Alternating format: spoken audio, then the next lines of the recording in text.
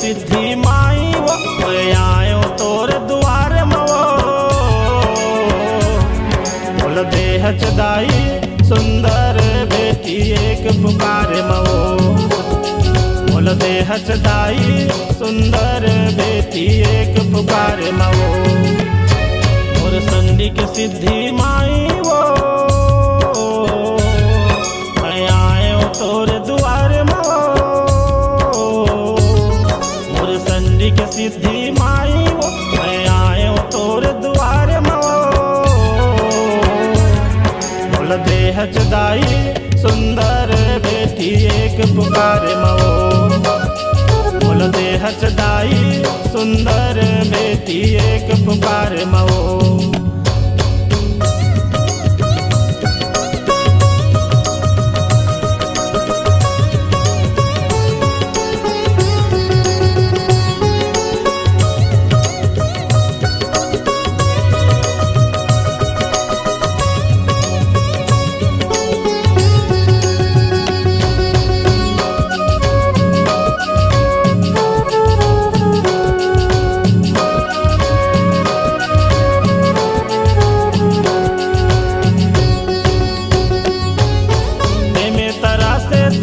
दुरिहा पर थे तोर दुआरी हा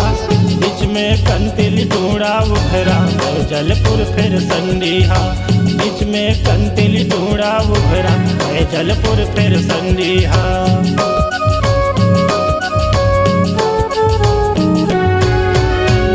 तरह से तीन कोस दुरिहा पर थे तोर दुआरी हा बीच में कंतिल ढूंढा उभरा जलपुर फिर संडीहा बीच में कंतिल ढूंढा उभरा जलपुर फिर संडीहा गमलिए बीच खार मवो शिवनाथ नदिया के कछार मवो गमलिए बीच खार मवो शिवनाथ नदिया के कछार मवो बोल देह चदाई सुंदर बेटी एक पुकार मवो बोल देह चदाई सुंदर बेटी एक पुकार मवो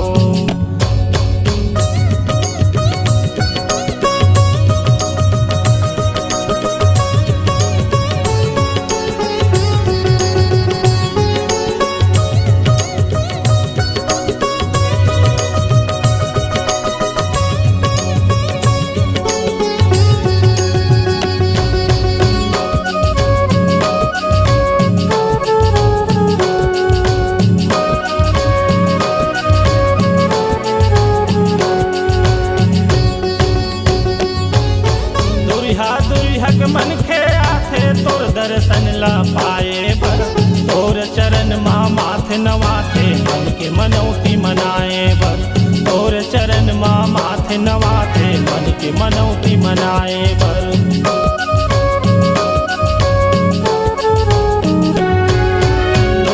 दुरिहक मन खे आथे तोर दर्शन ला पाए बर तोर चरण माँ माथे नवाथे मन के मनौती मनाए बर तोर चरण माँ माथे नवाथे मन के मनौती मनाए माता बैठे 16 सिंगार मवो सद रखबे मया दुलार लवो माता बैठे 16 सिंगार मवो सद रखबे मया दुलार लवो बोल देह चदाई सुंदर बेटी एक पुकार मवो बोल देह चदाई सुंदर बेटी एक पुकार मवो मोर संडी के सिद्धि माई वो मैं आयो तोर दुआर मो मोर संडी के सिद्धि माई वो मैं आयो तोर दुआर मो बोल देह दाई सुंदर बेटी एक पुकार मो बोल देह दाई सुंदर बेटी एक पुकार मो बोल देह दाई सुंदर बेटी एक